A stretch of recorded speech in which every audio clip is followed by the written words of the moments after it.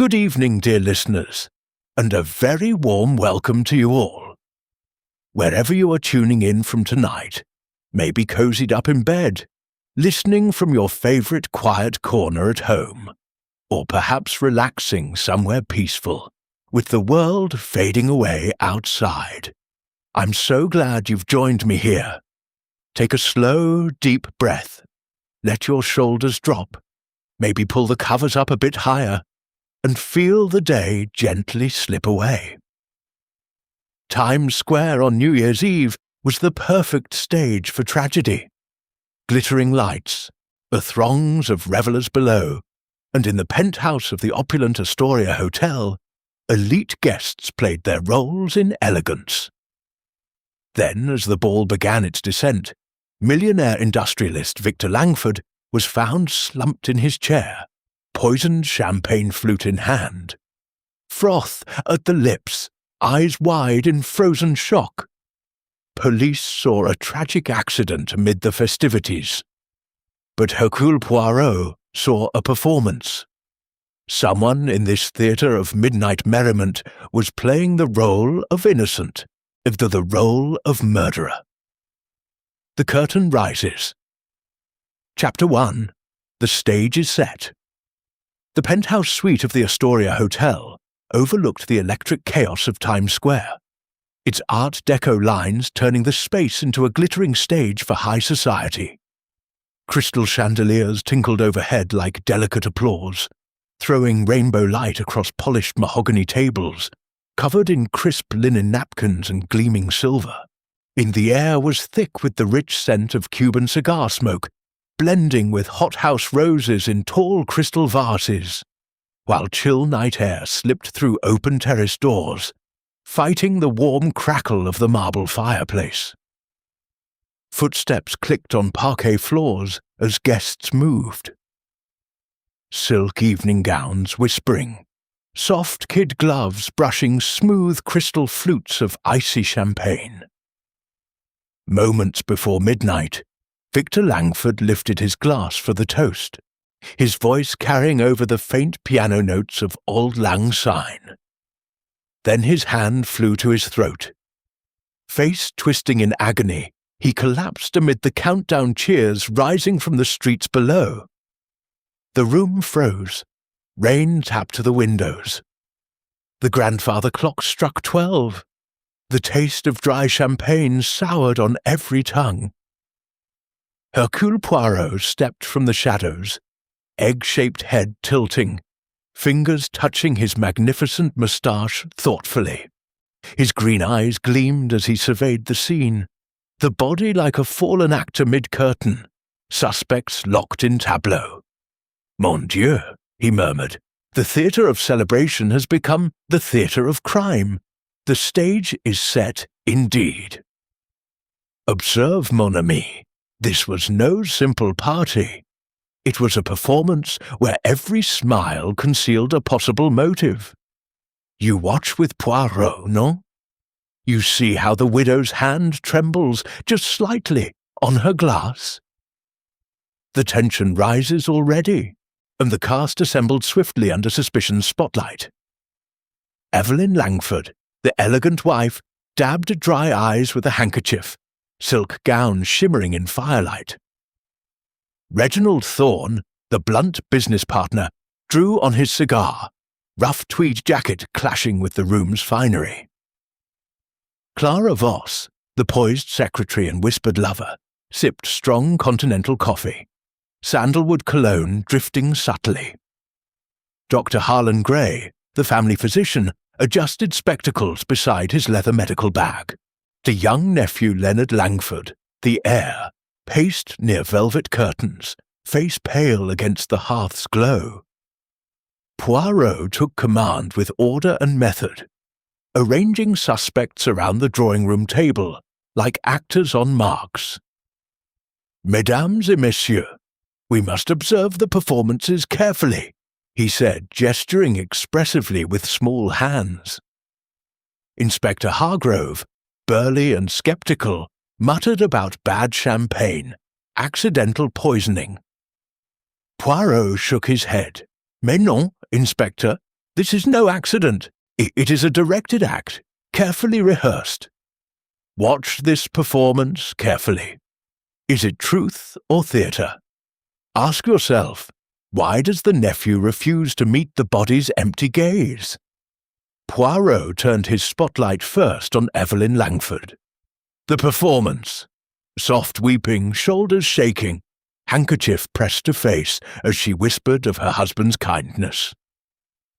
The tell, the handkerchief stayed perfectly dry, mascara untouched, voice steady, no hitch of real grief. The psychology. I recall the Styles case, where a woman rehearsed mourning so perfectly in private. Timed tears, practiced sighs, but betrayed herself by discussing inheritance too quickly, hands too calm. The body knows truth even when the face lies. Genuine grief breaks symmetry, yet hers remained composed, orderly. The little grey cells understand. Such a mask of sorrow often hides relief. The truth, therefore, Madame Langford knew of the death before the collapse. You see it now, no? The theatre already cracks, and the mask slips. Did you catch it in her steady eyes?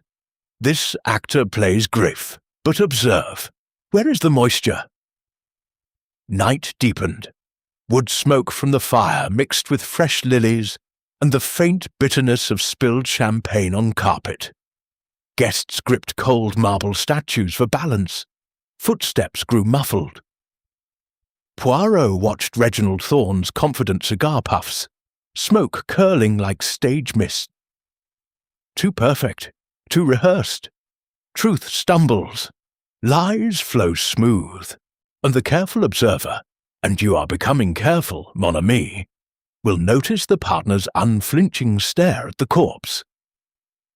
Clara Voss volunteered alibis smoothly, voice gliding over the chandelier's faint tinkling in the draught.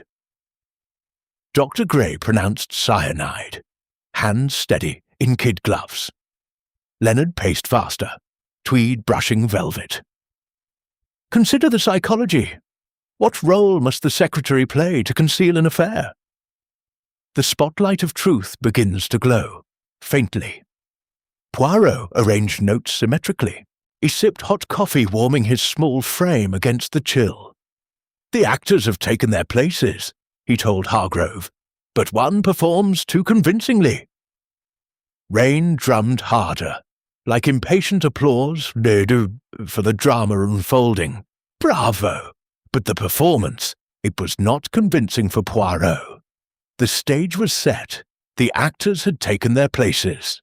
Let the drama begin. Chapter 2. Enter the players. The penthouse, now sealed as a crime scene, it felt like a rehearsal hall after a disastrous first preview. Velvet curtains drawn tight against the dying glow of Times Square. The electric buzz of celebration reduced to distant echoes far below. The air hung heavy with lingering Chanel perfume from Evelyn's gown, the sharp bite of Cuban cigar smoke from Reginald's habit, and the clean polish of furniture wax on every surface. Crisp linen napkins lay abandoned on the mahogany table like discarded props, whose soft footsteps padded across parquet as servants removed champagne flutes under police supervision. The crackling fire fought the chill seeping from terrace doors, while the grandfather clock ticked solemnly, measuring the slow descent into interrogation. Hercule Poirot began the formal scenes, directing each suspect to a chair beneath the chandelier's soft pool of light. "Enter the players, one by one," he announced, tilting his egg-shaped head. "We shall see what roles you have prepared, and which lines do not belong. Observe, mon ami, the way each one composes their face before they speak. You see how the widow smooths her silk skirt twice before sitting? A small gesture, but meaningful. First came Evelyn Langford. Her gown rustled like stage curtains as she settled, dabbing at perfectly dry eyes with the same pristine handkerchief. She spoke of Victor's devotion, his protective nature, a tasting sweet liqueur from a small glass to steady nerves. "He was everything to me," she performed, voice low and measured. Yet Poirot noted the absence of any tremor in her fingers. This performance, it is rehearsed. Truth does not rehearse. Ask yourself, why does she glance toward the terrace doors every few seconds, as though expecting someone? Reginald Thorne followed, rough tweed jacket brushing polished wood as he sat heavily. He drew deeply on his cigar, his smoke curling upward like deliberate stage mist, blending with the scent of hothouse lilies still wilting in their vase. He described Victor as a brother in arms, claimed their last quarrel was trivial, business as usual. His hands rested steady on a crystal glass of fine red wine, but his eyes never once strayed toward the sheet-covered form near the window. The mask slips. Did you catch it in that single averted glance? The tension rises. Someone will forget their lines soon. The Clara Voss entered with practiced grace, sandalwood cologne trailing behind her like perfume from another scene. She folded soft kid gloves neatly in her lap and recounted fetching the champagne tray at 11:45, her voice calm over the faint tinkling of crystal, disturbed by a draught. Yet, when Poirot asked the exact sequence of guests she passed, she paused. Only a heartbeat, but enough! Watch this performance carefully. Is it truth or theatre? Consider the psychology. What role does the secretary need to play if she wishes to hide something far more personal than typing letters? Dr. Harlan Gray sat next, spectacles catching firelight, leather medical bag placed precisely at his feet, like a prop he hoped would vouch for him. He explained cyanide's rapid action, the froth, the convulsions, clinical, detached. He tasted the faint bitterness of earlier medicine on his own lips as he spoke. "I warned him about mixing alcohol with certain prescriptions," he said, "but his alibi overlapped too neatly with Clara's terrace visit. Too perfect, too rehearsed. Truth stumbles, lies flow smooth." Young Leonard Langford was last. He paced 3 times before sitting, face pale in the hearth's warm glow, tweed trousers brushing velvet curtains. He performed the shocked nephew well, voice cracking on cue as he spoke of his uncle's generosity, the promised future. Yet his fingers shredded the edge of a linen napkin into tiny pieces without him seeming to notice. "You watch with Poirot, non? You see how this one's hands tremble when he thinks no one looks? Bravo!" But the performance, it was not entirely convincing. Poirot smoothed an imaginary wrinkle from his sleeve, arranging the collected statements before him like misaligned scenery. Contradictions surfaced immediately as missed cues. Evelyn insisted she never left the main room after 11:30, yet Clara claimed to have seen her near the terrace doors at 11:50. Reginald's quick smoke outside clashed with Dr. Gray's recollection of seeing him return indoors dry despite the rain.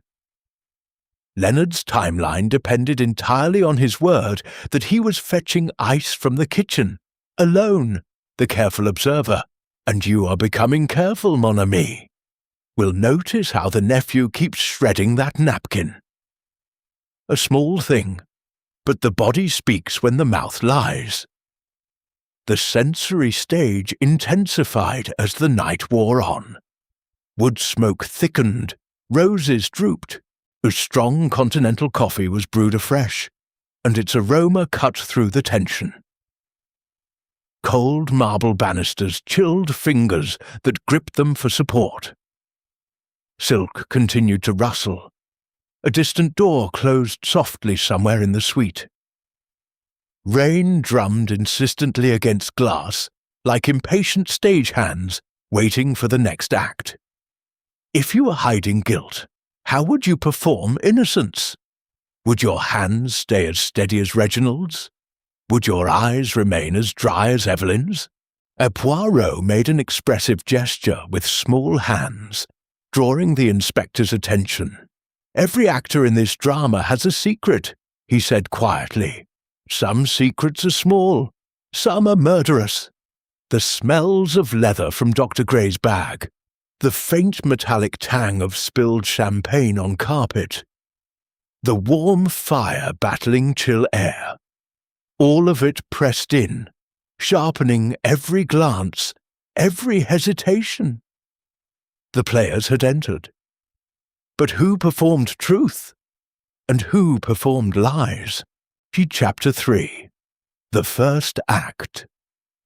The penthouse drawing room had become a stage under harsh scrutiny, the chandelier's soft tinkling now sounding like nervous stagehands shifting scenery in the dark. Rain continued its steady drumming on the tall windows, a rhythmic undertone to every word spoken. The scent of wilting hothouse lilies mixed uneasily with the dying traces of Cuban cigar smoke, and the sharp, comforting aroma of freshly brewed continental coffee that servants kept bringing on silver trays. Crisp linen napkins had been replaced. Now only the smooth crystal of water glasses and the polished mahogany of the central table remained as tactile anchors in the growing tension. The fire still crackled warmly, but the chill from the terrace doors seemed to creep closer with every passing minute. Hercule Poirot moved among the suspects with the precision of a director blocking a difficult scene. He had them reenact the final minutes before the toast. Positions, movements, glances, or the first act, he announced quietly, is where the audience begins to suspect that not everything is as it appears. Observe, mon ami, the small hesitation when Clara Voss is asked to repeat exactly where she stood at 11:52. The mask slips. Did you catch it? Just a flicker. But enough. He turned his spotlight first on Reginald Thorne. The performance. The business partner stood with shoulders squared, eye puffing occasionally on a fresh cigar, as though this were merely another tedious boardroom meeting. He spoke of their long partnership, the occasional spirited disagreements that were perfectly normal in our line of work. Voice level, rough tweed jacket giving him an air of blunt honesty. The tell, yet every time his eyes passed over the sheet-draped form near the window, they lingered 1 second too long. And his cigar hand remained perfectly steady. No tremor, no instinctive flinch. Either psychology. This reminds me strongly of the Orient Express affair. There a man performed outraged innocence with such controlled fury, posture rigid, voice rising and falling at exactly the rehearsed moments, that even I, Hercule Poirot, felt a momentary doubt. He had practiced in front of mirrors, widened his eyes on cue, clenched his jaw for effect. But he made one fatal error. When the body was uncovered, he reached for his cigarette case with fingers too calm, too deliberate. A genuinely shocked man fumbles. The body betrays chaos even when the face is composed. That case taught me how fear often disguises itself as exaggerated confidence. The overcorrection of the guilty soul, desperate to appear unshaken. The little grey cells see it clearly. When emotion should fracture symmetry, perfect order is itself the fracture. The truth. Therefore, Monsieur Thorne was not surprised by Victor Langford's death. He expected it. You see it now, no? And the first real crack has appeared in the façade. This actor plays the loyal, gruff friend. But observe the eyes. Where is the genuine warmth, when he speaks of his brother-in-arms? Ask yourself, why does he keep his cigar hand so unnaturally still? Deeper investigation brought more small revelations to light. A crumpled note found in the study drawer, unsigned, but in Victor's forceful handwriting, mentioned the final payment due tonight, and was addressed in a way that suggested it concerned Reginald's failing side venture. Evelyn's dry-eyed recital of marital bliss began to fray when pressed about separate bank accounts recently opened in her name alone. Clara Voss's perfect poise cracked for the briefest instant when Poirot casually asked whether she had ever typed letters concerning cyanide-based rat poison for the company's upstate warehouse. And too perfect, too rehearsed. Truth stumbles, lies flow smooth, the tension rises. Someone will break character soon. Dr. Harlan Gray's medical bag yielded a small, half-used vial whose label had been carefully scraped. Laboratory analysis, promised by morning, would confirm contents. Leonard Langford, still shredding imaginary threads from his cuff, grew paler each time his uncle's rewritten will was mentioned. Yet he never once looked directly at Evelyn. Watch this performance carefully. Is it truth or theatre? Consider the psychology. What role does the family doctor need to play if old debts are about to come due? Poirot drew himself up, still small in stature, yet commanding in presence, and arranged the emerging pieces of evidence symmetrically on the table. The note, the vial label fragment, the conflicting timelines written in neat columns. Contradictions, he said softly, are like poorly timed cues. Eventually the rhythm falters, and the whole illusion collapses. You watch with Poirot, non? You see how the secretary's smile tightens at the corners when the warehouse is mentioned. Now, a moment of reflection. In every theatre of crime, the first mask cracks under sustained light, and we are given a glimpse of the human machinery beneath. People wear masks not merely to deceive others, but to protect a fragile self from a world that judges weakness harshly. Greed dresses as righteous indignation. Guilt rehearses innocence until the lines are second nature. Fear performs as cool detachment. Yet the psyche is not a perfect actor. It grows tired. It slips. I think of the Blue Train mystery, where a woman masked financial desperation behind flawless elegance. Diamonds at dinner while quietly starving inside. She had rehearsed every gesture of wealth so carefully that only the hungry flicker in her eyes during meals betrayed her, and that case showed me that deception is exhausting labor. Truth is rest. The mask may fool the audience for a time, but it cannot fool the mirror forever. And so, mon ami, as you watch this drama unfold, remember, the most convincing performance is always the one that eventually exhausts its performer. Truth does not need to rehearse. It simply is. The first act concluded. Some masks had cracked. Chapter 4. Rehearsed Lines. The penthouse had grown oppressively quiet, and the kind of silence that follows a bad rehearsal when everyone knows the lines are wrong, but no one dares speak it aloud. The chandelier still cast its prismatic glow, but now the light seemed colder on the polished mahogany and the velvet curtains drawn against the rain-lashed windows. The scent of wilting roses mingled with the faint metallic bitterness of spilled champagne that no one had fully cleaned.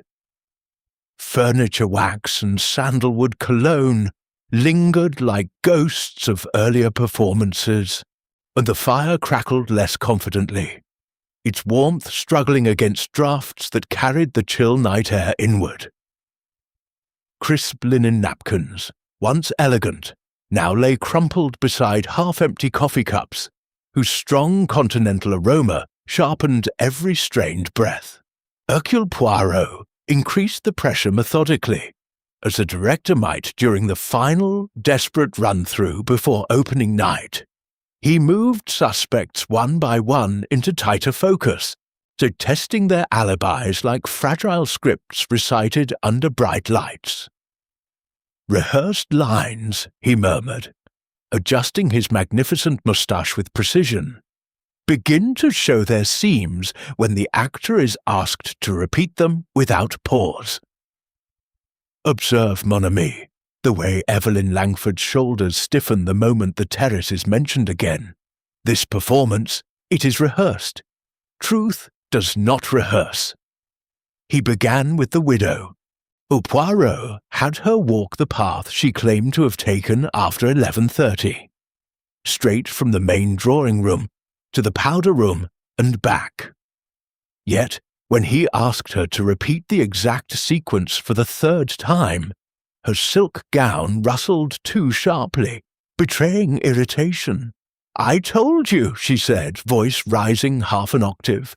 "I never went near the terrace."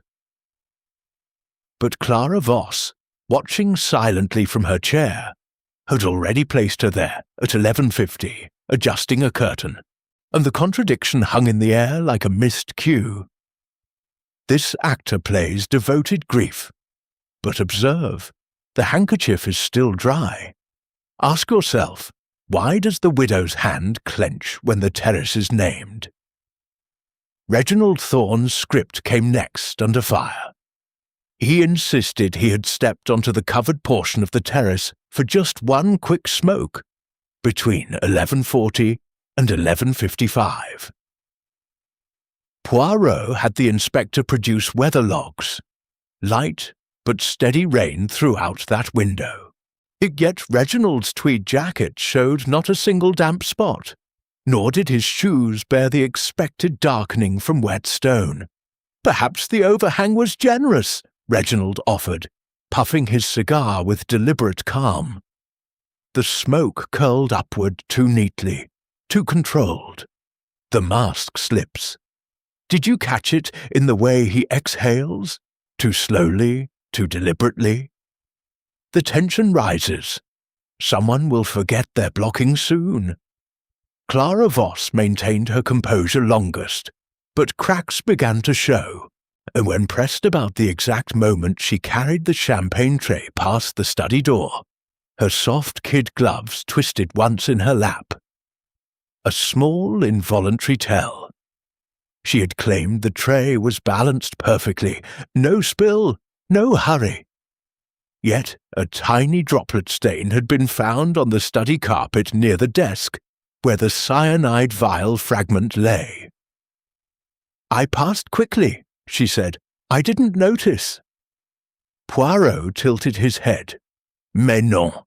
A careful secretary notices everything, unless she is distracted by something far more pressing. Watch this performance carefully. Is it truth or theatre? Consider the psychology. What role does she need to play if an old love letter is burning a hole in her memory?" Dr. Harlan Gray's helpful professional mask frayed under direct questioning about his medical bag. He had pronounced cyanide with such clinical detachment earlier. Now, when Poirot asked why a half-used vial of a related compound was missing its label, and the doctor's spectacles slipped slightly down his nose. "Old habit. Labels wear off," he said. But his fingers drummed once on the leather bag. Once only before he caught himself. Too perfect, too rehearsed. Truth stumbles, lies flow smooth. Young Leonard Langford grew visibly strained as the inheritance details were laid out again. The will, recently changed to favour Evelyn more heavily, had been witnessed by Dr. Gray and discussed heatedly with Victor only days before. Leonard's pacing quickened. The shredded napkin from earlier had been replaced by a fresh one. already fraying at the edges under his restless fingers. "Uncle was generous," he repeated mechanically. "I never questioned it." Yet his eyes darted toward Reginald whenever the business partnership was mentioned.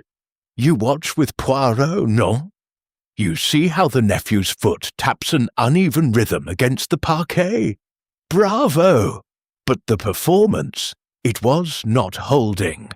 As Poirot arranged the conflicting statements in neat columns on the table, timelines, locations, excuses, like a stage manager correcting blocking notes. "The scripts," he said softly to Inspector Hargrove, "are failing, one by one." He made an expressive gesture with small hands, drawing every eye to the central evidence. The note about final payment, the vile fragment, the mismatched rain-soaked terrace alibi, the carpet stain, the rewritten will, and the careful observer, and you are becoming careful, mon ami, will notice how each suspect now avoids looking directly at the others. A small thing, but when the cast stops making eye contact, the illusion is dying. Rain hammered the windows harder, like stage hands signaling the end of a scene. Wood smoke thickened the air. Cold marble banisters chilled anyone who leaned too long for support. Silk continued to rustle with every nervous shift, and the grandfather clock chimed once, half past some forgotten hour, its deep note underscoring the growing strain. If you were hiding guilt, how long could you keep reciting the same lines without stumbling? Would your voice stay even? Would your hands remain steady? Poirot smoothed an imaginary wrinkle from his sleeve and regarded the assembled cast. Rehearsed lines can fool an audience once, perhaps twice, but they cannot withstand repetition under bright light. Truth needs no rehearsal. It simply waits. Rehearsed lines began to falter. The script was failing.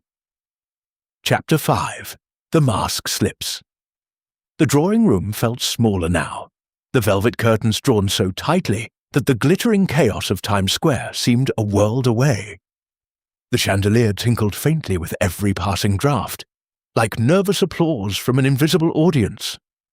The scent of dying lilies had grown cloying, mixing with the last wisps of cigar smoke and the sharp, comforting bite of fresh continental coffee still steaming in porcelain cups. Crisp linen napkins lay forgotten. Smooth crystal glasses caught firelight and threw tiny sparks across polished mahogany. The grandfather clock ticked relentlessly, each chime a reminder that the night was far from over. Rain lashed the windows in uneven bursts, underscoring the rising strain in every breath. Hercule Poirot gathered the cast once more beneath the central light. We have reached the moment," he said quietly, "when rehearsal ends and performance must become truth, or collapse entirely." His green eyes gleamed as he made an expressive gesture with small hands. "The mask will slip. It always does. Observe, mon ami. This is the scene where the actor forgets their lines. You watch with Poirot, no? You see how Clara Voss's shoulders rise just a fraction when her name is called." He turned the spotlight fully on Clara Voss. The performance. She stood with the same practiced grace that had carried her through every earlier interview. Back straight, soft kid gloves folded neatly, voice calm and measured as she repeated her story of fetching the champagne tray, passing no one near the study, noticing nothing unusual. The tell, yet when Poirot produced a single folded letter, retrieved from the back of a desk drawer, edges singed as though someone had tried to burn it, her composure fractured. Her lips tightened. Her gaze flicked once, involuntarily, toward Reginald Thorne, The psychology. This reminds me of the ABC murders, where a seemingly unimportant figure masked deep obsession behind layers of helpful stupidity. That killer rehearsed obliviousness so thoroughly, wide eyes, eager assistance, that the pattern only emerged when small psychological tells accumulated, over-eager offers of help, glances held too long, hesitations masked as politeness. The human psyche cannot sustain pure deception forever. Key jealousy, once buried, leaks through in micro-expressions, in the tightening of a throat, in the refusal to meet certain eyes. Guilt does not merely hide, it compensates, and in that compensation lies the crack. The little grey cells understand. When love turns to obsession, the mask of calm becomes brittle glass. The truth, therefore, Mademoiselle Voss was not merely a secretary carrying drinks. She was a woman betrayed, burning with the need for revenge, and the letter proves she knew of Victor's plan to end their affair that very night. You see it now, no? The mask is trembling. This actor plays perfect innocence.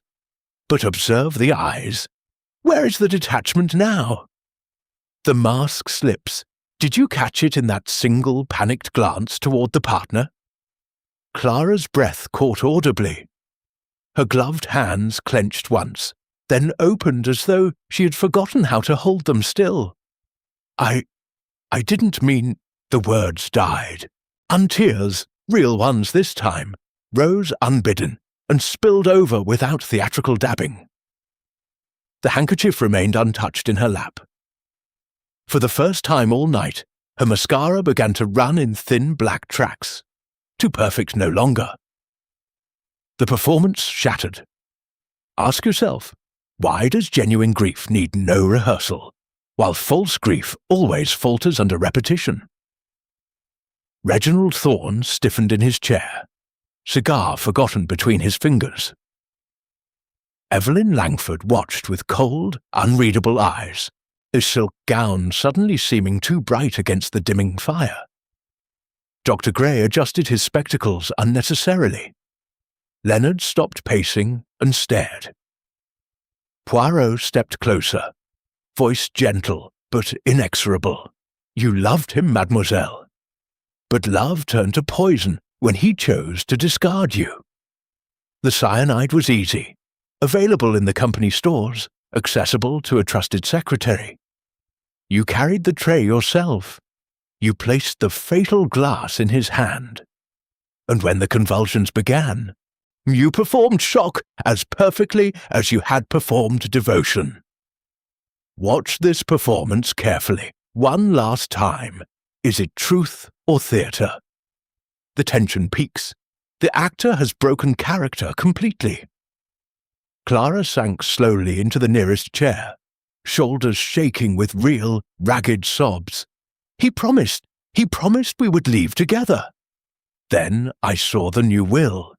He was cutting me out, completely. I only wanted him to feel what I felt. The confession poured out in fragments, in each word stripping another layer of the mask she had worn so long. The careful observer, and you are becoming very careful, mon ami, will notice how the room itself seems to exhale. No more rehearsed lines, only raw feeling at last. Poirot arranged the letter and the vial fragments symmetrically on the table, a small tableau of truth. The mask had fallen, he said softly. Beneath it, the true face at last. Reginald rose halfway, face ashen. Clara, you can't... But Poirot raised one small hand. Patience, monsieur. Your own performance is not yet finished. Evelyn's dry eyes finally glistened, not with grief for her husband, but with something colder, more calculating. Dr. Gray stared at his medical bag as though it had betrayed him. Leonard looked suddenly very young, very lost. The fire crackled once, sharply, like a final curtain cue. Rain hammered the glass in applause for the revelation. The smells of lilies and coffee seemed sharper now, almost accusing. If you were hiding guilt, how long could you hold the mask before the weight of truth tore it away? The mask had fallen. Beneath it, the true face at last. Chapter 6. Behind the Curtain. The penthouse felt like the backstage of a grand theatre after the audience has gone home. Props scattered, lights dimmed, secrets no longer hidden by bright spotlights. The velvet curtains remained drawn, but now the rain against the windows sounded softer, almost confessional. The dying lilies released their last heavy perfume, mingling uneasily with lingering wood smoke from the hearth and the faint, comforting trace of strong continental coffee left cooling in forgotten cups. Crisp linen napkins had been cleared away. Only smooth crystal water glasses and polished mahogany tables remained, reflecting the low firelight in fractured patterns. The grandfather clock ticked more slowly now, as though the mechanism itself were exhausted by the long night. Hercule Poirot moved quietly through the private rooms, the study, the small library alcove, the master bedroom suite, directing his attention to the hidden places where actors store their real scripts. Behind the curtain, he murmured, tilting his egg-shaped head, we find what the performance was meant to conceal. Observe, mon ami, the small brass key found taped beneath the study desk drawer. It opens nothing obvious, yet it matters. In the study, Poirot unlocked a concealed panel behind a row of leather-bound ledgers. Its inside lay a thin sheaf of letters, yellowed at the edges, written in Victor Langford's forceful hand. One, dated only 3 weeks earlier, detailed the final dissolution of his affair with Clara Voss. Our arrangement ends tonight. No further payments, no scenes. Another, more recent, addressed to Reginald Thorne, demanded the immediate repayment of the $75,000 advanced for the failing Albany project, or legal consequences will follow by New Year's Day. The ink was still dark, and the paper barely creased. Victor had intended confrontation tonight. This performance hid well, but the letters speak when the actors are silent. Evelyn Langford's bedroom vanity yielded its own secrets. Tucked inside a silk-lined jewelry box, beneath layers of pearls and diamonds, was a small ledger of private accounts.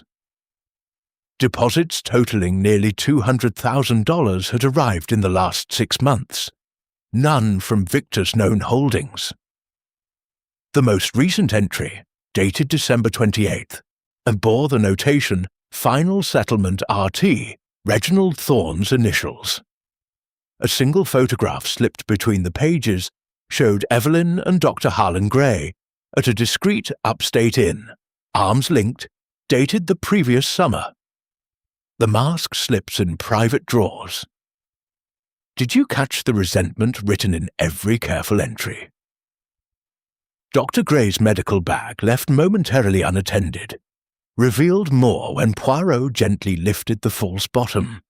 A folded prescription pad bore carbon copies of orders for cyanide compounds, officially for pest control at Country Estate, yet dated after Victor had sold that property. One slip carried a faint pencil note in Gray's neat hand. VL, discuss dosage RE, heart tonic interaction. The doctor had known Victor's weak heart. He had also known exactly how cyanide would mimic a fatal coronary event. Ask yourself, why keep these carbons if the transactions were innocent? And the careful observer, and you are becoming careful, mon ami, will notice how many masks depended on medical authority. Leonard Langford's room offered the quietest revelation.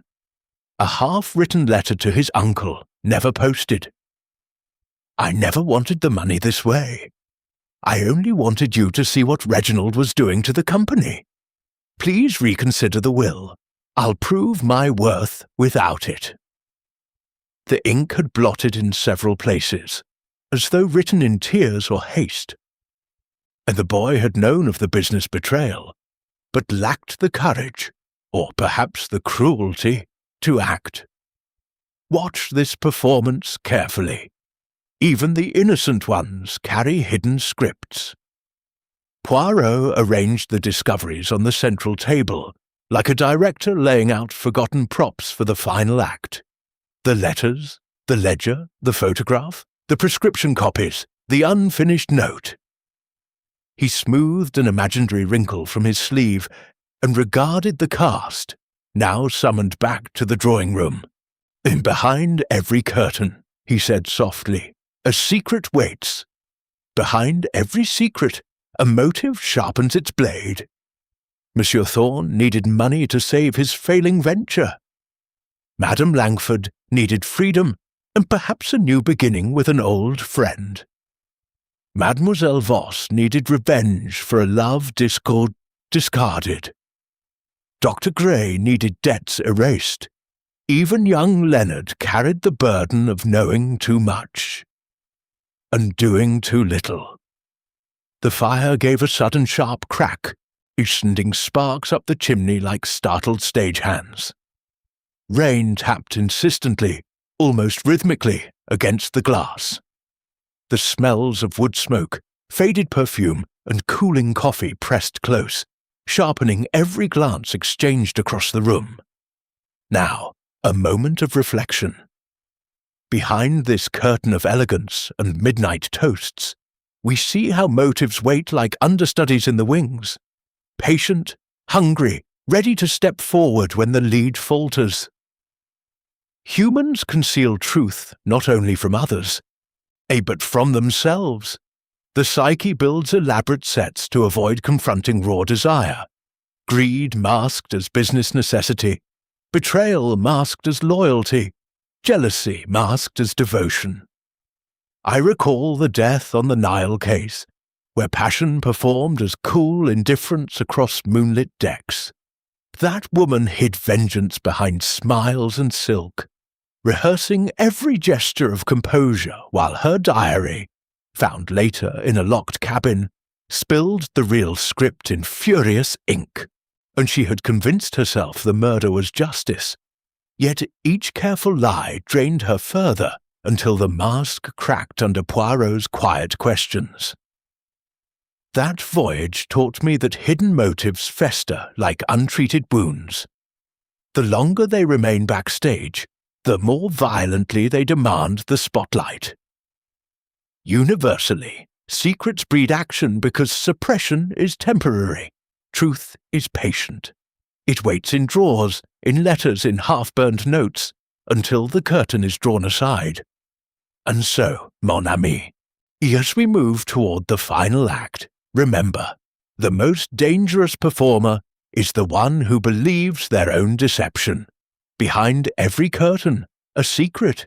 Behind every secret, a motive. Chapter 7, The Final Act. The drawing room had become the center of the stage once more. Every light turned up, every shadow banished. The chandelier tinkled like a final warning bell. The fire had been fed until its warmth pressed against the chill still seeping from the rain-lashed terrace doors, or the heavy scent of dying lilies had finally been carried away, leaving only the clean bite of strong continental coffee. The faint trace of furniture wax on polished mahogany, and the lingering ghost of Cuban cigar smoke that clung to Reginald Thorne's tweed jacket. Crisp linen napkins had been replaced by a single tray of untouched crystal glasses. The grandfather clock stood silent for once, its hands frozen at 10 minutes past 2 in the morning, as though time itself waited for the curtain to fall. Hercule Poirot stood at the centre of the circle of chairs, small yet commanding. His egg-shaped head tilted slightly as though listening to an orchestra only he could hear. The entire cast was assembled, Evelyn Langford in her shimmering silk, Reginald Thorne gripping the arms of his chair, Clara Voss pale and red-eyed, Dr. Harlan Gray clutching his leather bag like a shield, and young Leonard Langford sitting very still for the first time all night. "Mesdames et messieurs," Poirot began, voice quiet but carrying to every corner of the room, "you have each performed for Hercule Poirot. Some performances were truthful, painful, perhaps, but truthful. Others were not. Now the house lights are up. The makeup is coming off. Let us review the roles you have played tonight, shall we?" He turned first to Evelyn Langford. "You, madame, who played the grieving widow with technical perfection. Soft weeping, trembling handkerchief, the appropriate catch in the voice. But the grief, it was costume only. Your handkerchief remained dry. Your mascara never ran. And when the body lay before you, your eyes were already calculating the new will, the private accounts, the freedom you would gain. The tell was in the composure, too perfect, too rehearsed. Genuine sorrow disrupts order. Yours preserved it." Evelyn's lips parted, but no sound came. She looked suddenly smaller in the bright light. Poirot moved to Clara Voss. "You performed the loyal invisible secretary, efficient, discreet, devoted. But loyalty does not hide love letters in desk drawers, nor does it measure cyanide into champagne flutes. You loved Victor Langford, yes, but when he discarded you, love performed as hate. The mask slipped when the singed letter was produced. The tears you shed then were the first real ones all night." Clara bowed her head. Fresh tears fell silently onto her folded gloves. Next, Dr. Harlan Gray. "Your role was the helpful family physician, calm, knowledgeable, above suspicion. Yet helpful doctors do not keep carbon copies of questionable prescriptions, nor do they erase labels from vials they know contain poison. You owed Victor money. You knew his weak heart. You knew exactly how cyanide would mimic a coronary event. The performance was professional. The motive was debt. The doctor's spectacles slipped. He made no move to adjust them." Poirot glanced at Leonard. "You, young man, played the shocked and grateful nephew, pacing, pale, shredding napkins in distress. But innocent heirs do not write unsent letters confessing knowledge of betrayal while begging to keep their place. You knew of Reginald's embezzlement. You feared disinheritance. Yet you did nothing. Your performance was genuine fear. Fear of poverty. Fear of confrontation. Not guilt." Leonard exhaled shakily, his shoulders dropping as though a weight had lifted. "And so we come," Poirot said softly, "to our leading performer." He faced Reginald Thorne. "You gave the most convincing performance of all, monsieur. The blunt, loyal business partner, shocked, outraged, helpful in crisis.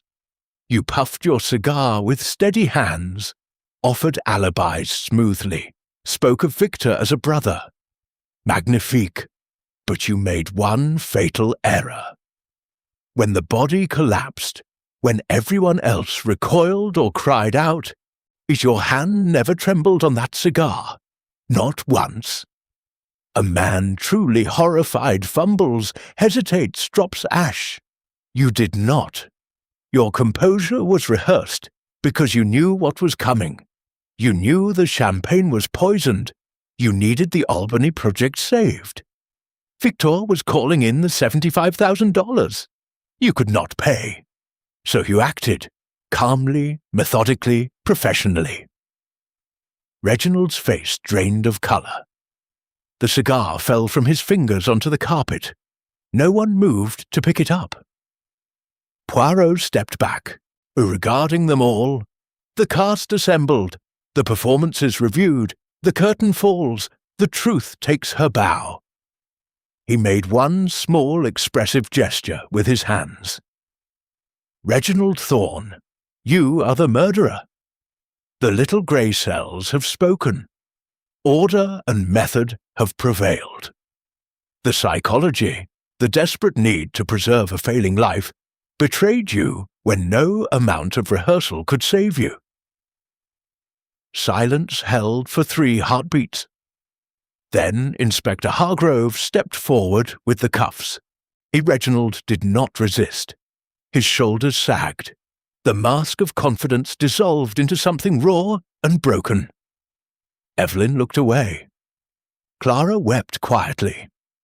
Dr. Gray stared at the floor. Leonard closed his eyes in relief. The rain outside softened to a whisper. The fire settled to embers. The theatre of crime had played its final scene. The final act concluded. Only truth survived the curtain call. Chapter 8. Curtain Call. The penthouse drawing room, once bright with midnight celebration, had now felt hollow, like a theatre after the last audience member has left and the house lights have come up too harshly. The chandelier still glowed, but its prisms threw cold, fractured reflections across the polished mahogany and the velvet curtains now half drawn to let in the pale grey of pre-dawn. Rain had finally eased to a faint drizzle, tapping irregularly against the windows like scattered, forgotten applause. The heavy perfume of lilies was gone, removed with the wilted flowers. Only the clean scent of furniture wax remained, mingling with the faint bitterness of cooling coffee and the ghost of cigar smoke that clung stubbornly to Reginald Thorne's abandoned tweed jacket on the back of a chair. Crisp linen napkins lay folded neatly on side tables, no longer needed. The grandfather clock, rewound by a silent servant, began to chime 5 in slow, measured strokes. Inspector Hargrove's men moved with quiet efficiency. Handcuffs clicked softly around Reginald Thorne's wrists. He offered no resistance. His shoulders, once squared in bluff confidence, now slumped forward. The mask of the loyal, gruff partner had shattered completely. Beneath it was only a tired, middle-aged man who had gambled everything and lost. When they led him toward the lift, he paused once at the threshold, glanced back at the sheet-draped form still waiting for the coroner, and exhaled a single, shuddering breath. No words, no final line, just silence. Evelyn Langford stood near the terrace doors, arms folded tightly across her silk gown as though holding herself together. The dry-eyed performance of grief had long since ended. What remained was something colder and more honest, relief edged with exhaustion. She watched Reginald disappear without speaking, then turned slowly to Poirot. "You knew from the beginning, didn't you?" Her voice was low, almost conversational. Poirot touched his magnificent moustache thoughtfully. I knew the performance was false, madame. The truth beneath it took a little longer to reveal itself. But yes, the little grey cells do not lie." She gave a small, bitter smile. "I didn't kill him, but I'm not sorry he's gone." She looked down at the diamond bracelet on her wrist, Victor's last gift, and twisted it once, as though testing its weight. "I suppose that makes me complicit in some way." "Complicity is a matter for courts and consciences," Poirot replied gently. "Hercule Poirot concerns himself only with truth." Clara Voss sat alone on the edge of a velvet sofa. Mascara tracks dried on her cheeks. The sobbing had stopped. What remained was quiet, almost childlike bewilderment. She clutched the singed letter in both hands like a talisman she no longer understood. When a policewoman approached to ask routine questions, Clara looked up with wide, unguarded eyes. "I thought I loved him," she whispered. "I thought that justified everything." The policewoman said nothing, only placed a gentle hand on her shoulder. Clara did not pull away. Dr. Harlan Gray remained seated, medical bag open at his feet, as though he could still salvage something clinical from the wreckage. He had already dictated a brief statement to the inspector, full cooperation, no attempt to flee. Yet his fingers kept tracing the worn leather of the bag over and over, and as if searching for the label he had scraped away months earlier. "I never intended," he began, then stopped. He removed his spectacles, polished them unnecessarily on a handkerchief, and replaced them. "I suppose intention doesn't matter now." Leonard Langford stood near the fireplace, hands in his pockets, staring into the dying embers. The pacing, the shredded napkins, the nervous energy, all gone. In their place was a stillness that looked almost like peace, and he had been the only one truly innocent of murder, yet guilt of another kind, of knowing and doing nothing, had weighed on him all night. Now, with the truth spoken aloud, he seemed suddenly younger. "I never wanted any of this," he said to no one in particular. Poirot nodded once, a small gesture of understanding. "Observe, mon ami, the transformations that come after the curtain falls.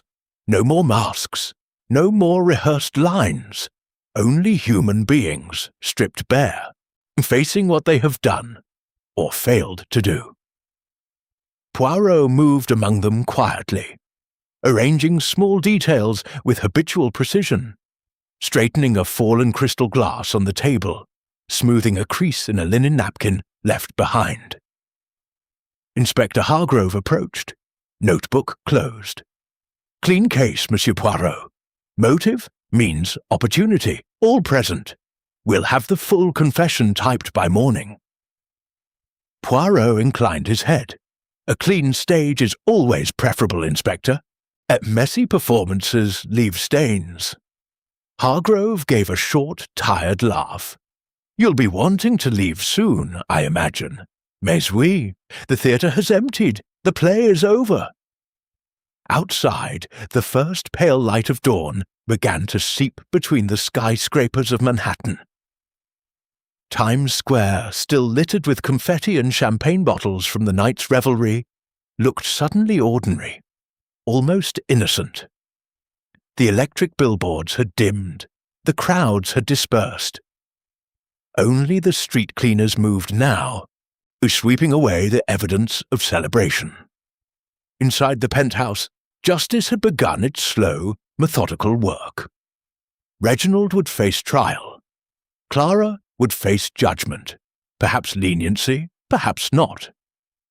Evelyn would inherit, but the money would taste different now.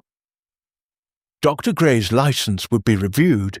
Leonard would inherit not just wealth, but the chance to prove himself without shadows. No one applauded. No one took a bow.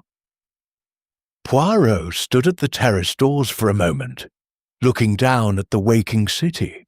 He adjusted his overcoat with care, smoothed an imaginary wrinkle from his sleeve, and turned back to the room one last time. The characters had been stripped of their roles.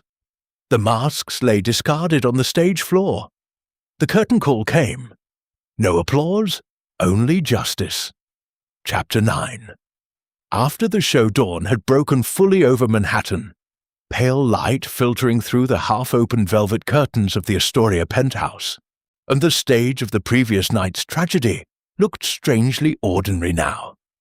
Chandeliers dimmed, fire reduced to grey ash, polished mahogany tables cleared of champagne flutes and linen napkins. The rain had stopped. Only the faint drip from eaves remained, like the last scattered notes of an orchestra packing up. The air carried the clean smell of furniture wax, and the distant, comforting aroma of fresh coffee brewing in the service kitchen below. Her cold marble banisters no longer felt accusing under fingertips. Silk gowns and tweed jackets had been replaced by ordinary coats as the cast prepared to leave the theatre. The room emptied slowly. Police photographers finished their work, folding tripods and sealing evidence bags. Inspector Hargrove shook Poirot's hand once more, firm, grateful, before departing with the last of his men. Reginald Thorne was already en route to the precinct, handcuffed and silent in the back of a black sedan. The performance was over. No final soliloquy, no dramatic exit line. Evelyn Langford stood alone near the terrace doors, watching the city wake. Her silk gown had been exchanged for a simple wool travelling coat. The diamond bracelet no longer glittered on her wrist. She had spent the early hours speaking quietly with her solicitor by telephone. The will would stand, the private accounts would remain hers.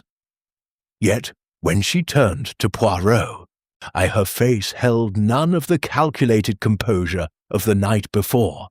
"I'm not the villain in this story, Monsieur Poirot," she said softly, "but I'm not the heroine either."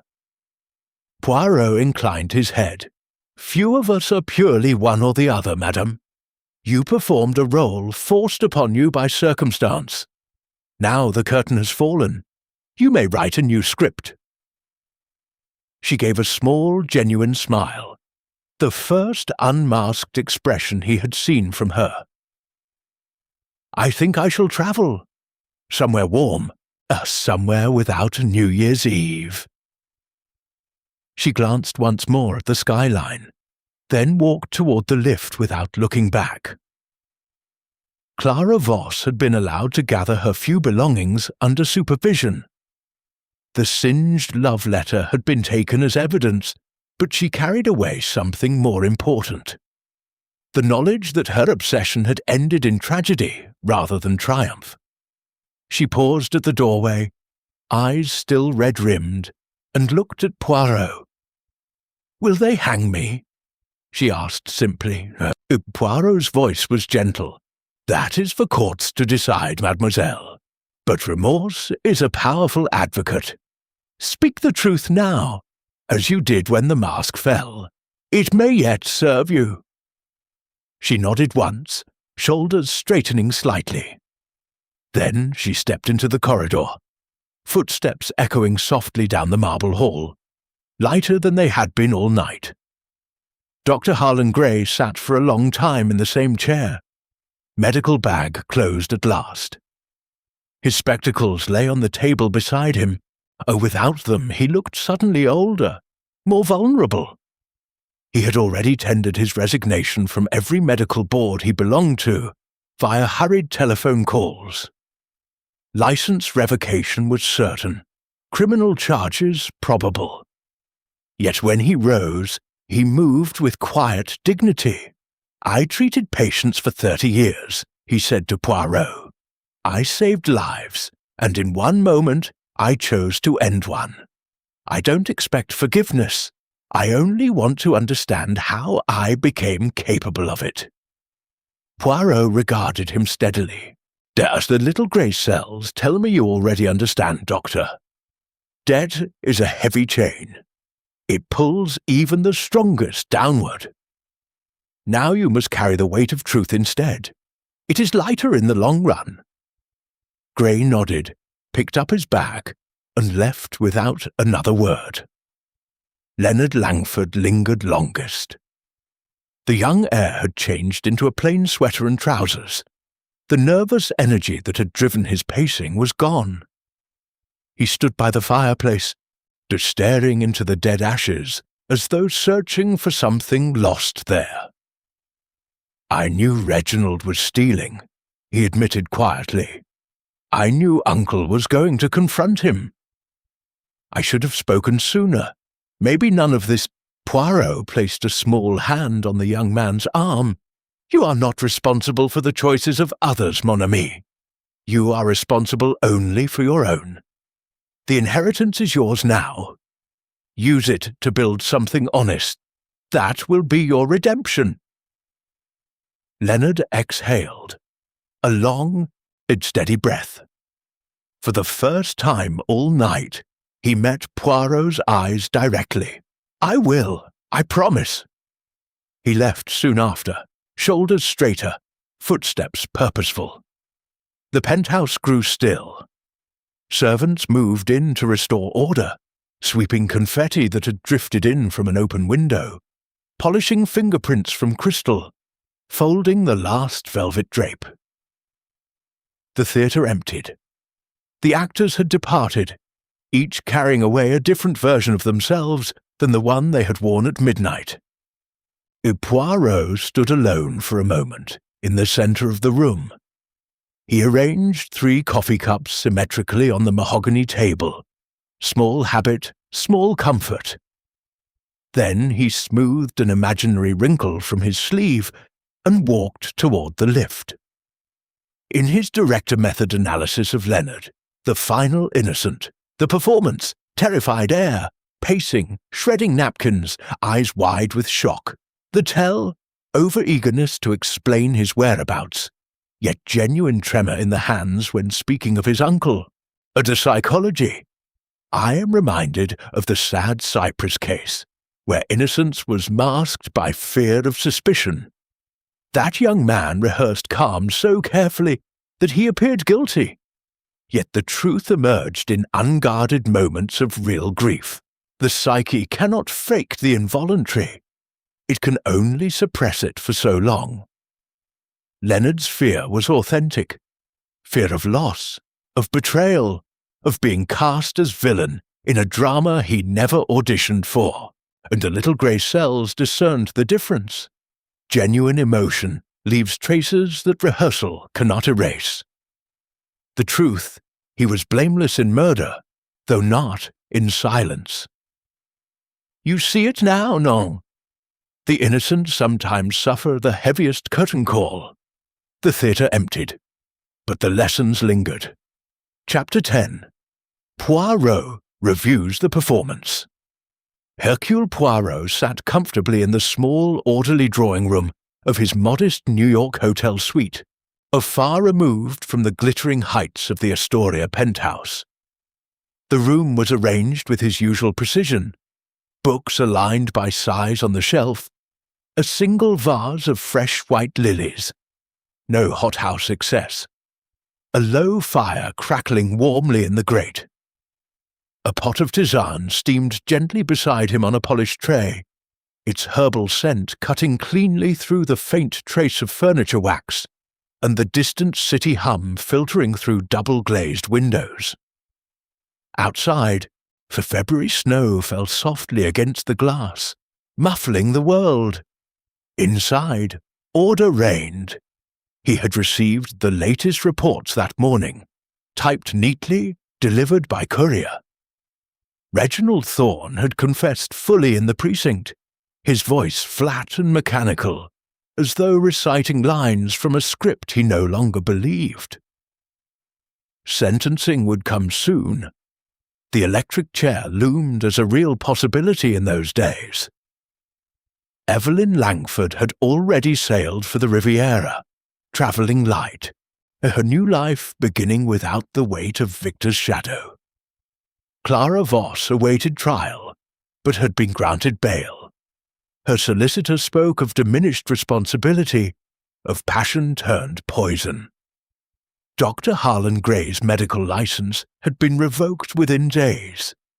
He now lived quietly in a small upstate town, seeing no patients, writing no prescriptions.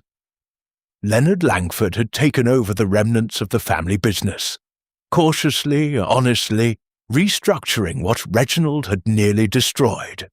Poirot sipped his tisane slowly, letting the warmth spread through his small frame. He touched his magnificent moustache thoughtfully and allowed himself the luxury of reflection. Humans perform, he mused, because the naked face is too vulnerable for the stage of society. We wear masks not merely to deceive others, but to survive the mirror. Greed dresses itself as justified ambition. Guilt rehearses innocence until the lines feel true. A fear plays confidence so convincingly that even the actor forgets the tremor beneath. In the theatre of crime, the most dangerous performer is the one who has convinced himself his role is real. Reginald Thorne truly believed, that poisoning Victor was merely business, a necessary correction to an unbalanced ledger. He rehearsed calm so thoroughly that his hand never shook when the body fell. Yet the body cannot lie forever. The steady cigar hand was the tell, and composure without cause is itself the fracture. I'm reminded of the Roger Ackroyd case, so many years ago in that quiet English village. There, a man of impeccable reputation, trusted doctor, respected neighbour, played the role of loyal friend and shocked confidant with such flawless artistry that even I, Hercule Poirot, felt a momentary hesitation.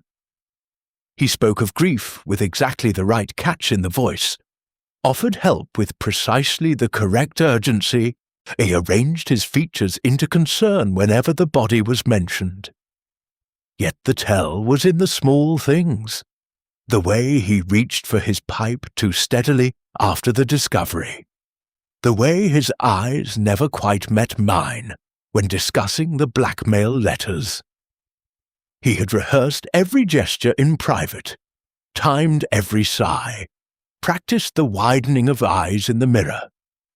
But the psyche cannot sustain perfect symmetry when chaos rages beneath. Guilt demands energy. Truth requires none. In the end, as the mask cracked because it had been held too tightly, too long, the body betrayed what the mind refused to admit. So it was with Reginald. The psychology of revelation is always the same. The spotlight of sustained scrutiny burns away rehearsal. Masks slip not from clumsiness, but from exhaustion. The soul grows weary of performance. Truth is rest. That is why genuine emotion, Clara's final tears, Leonard's quiet relief, arrives unscripted, raw, without artifice. And performed grief requires props, dry handkerchiefs, steady mascara. Real grief simply happens. Society itself demands these performances. We are cast in roles from childhood: dutiful wife, loyal partner, grateful heir, and deviation invites judgment. So we rehearse. We smooth our lines, adjust our posture, practice our exits. Yet the little grey cells understand that no rehearsal is perfect. A hand trembles when it should not. Eyes avoid what they should meet. The mask may fool the audience, but it never fools the mirror, or Poirot. In this particular theatre, truth triumphed because order and method were applied without sentiment. The performances were analysed, the tells catalogued, the motives laid bare like forgotten props in the wings. And once the curtain fell, the actors could no longer hide behind their roles. They became human again, flawed, regretful, sometimes redeemable. Poirot set the tisane cup down with a soft clink and arranged the morning reports in a neat stack. He smoothed an imaginary wrinkle from his sleeve and allowed himself a small, satisfied smile. The human drama is endless. Masks are put on every morning. Some are worn lightly. Others become prisons. But truth is patient. It waits behind the curtain, in the small inconsistencies, in the unguarded glance, in the hand that does not tremble when it should. Eventually, the spotlight finds it. Eventually, the performance ends.